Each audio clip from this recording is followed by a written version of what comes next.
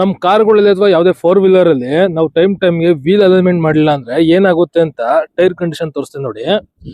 ಇಲ್ಲಿ car tyre ಸ್ವಲ್ಪ flat ಜಾಸ್ತಿ ಆಗೋಗಿದೆ. ಅಂಡ್ ಈ ಸೈಡ್ ಅಬ್ಸರ್ವ್ ಮಾಡಿ, ಸೈಡ್ ಇನ್ನ ಗ್ರಿಪ್ ಹಂಗೆ ಇದೆ, ಸೊ ಅಷ್ಟು ವೇರ್ ಆಗಿಲ್ಲ. ಬಟ್ ಈ ಸೈಡ್ ಕಂಪ್ಲೀಟ್ ವೇರ್ ಆಗಿದೆ.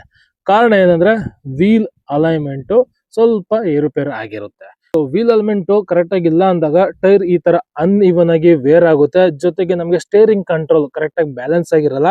ಆದ್ರಿಂದ ಟೈಮ್ ಟು ಟೈಮ್ ನಮ್ ಕಾರ್ಗಳಲ್ಲಿ ವೀಲ್ ಅಲೈನ್ಮೆಂಟ್ ನ ನಾವು ಮಾಡಿಸ್ತಾ ಇರಬೇಕು. ಎಕ್ಸಾಕ್ಟ್ ಆಗಿ ನಾವು ಎಷ್ಟು ದಿನಕ್ಕೊಂದ್ಸಲ ಮಾಡಿಸ್ಬೇಕು ಅಂದ್ರೆ 6 ತಿಂಗಳಿಗೊಂದ್ಸಲ ಅಥವಾ 10,000 ಕಿಲೋಮೀಟರ್ ಒಂದ್ಸಲ ವೀಲ್ ಅಲೈನ್ಮೆಂಟ್ ನ ಮಾಡಿಸಿದ್ರೆ ತುಂಬಾ ಒಳ್ಳೇದು. ಇದ್ರಲ್ಲೂ ನೀವೇನಾರ ಗಾಡಿನ ಸ್ವಲ್ಪ rough and tough off roading ಅಲ್ಲಿ ಜಾಸ್ತಿ ಓಡಿಸ್ತೀರಾ ಅಂದ್ರೆ ಅಂತ ಟೈಮಲ್ಲಿ 5,000 ಕಿಲೋಮೀಟರ್ ಒಂದ್ಸಲ ವೀಲ್ ಅಲೈನ್ಮೆಂಟ್ ಮಾಡಿಸಿದ್ರೆ ತುಂಬಾ ಒಳ್ಳೇದು. ಅಂಡ್ ಅದ್ಬಿಟ್ಟು ನಿಮ್ ಗಾಡಿ ಏನಾರ ಟೈರ್ ಏನಾರ ಪ್ರಾಬ್ಲಮ್ ಆಗಿ ಟೈರ್ ಚೇಂಜ್ ಮಾಡಿಸ್ತೀರಾ ಅಥವಾ ಸಸ್ಪೆನ್ಷನ್ ಏನಾರ ನೀವು ರಿಪೇರಿ ಮಾಡಿಸ್ತೀರಾ ಅಂದ್ರೆ ಅವಾಗೂ ಕೂಡ ಅಷ್ಟೇ ರಿಪೇರಿ ಎಲ್ಲ ಆದ್ಮೇಲೆ ಒಂದ್ಸಲ ವೀಲ್ ಅಲೈನ್ಮೆಂಟ್ ನ ಕರೆಕ್ಟ್ ಆಗಿ ಪರ್ಫೆಕ್ಟ್ ಆಗಿದೆಯಾ ಅಂತ ಚೆಕ್ ಮಾಡಿಸ್ಬೇಕು.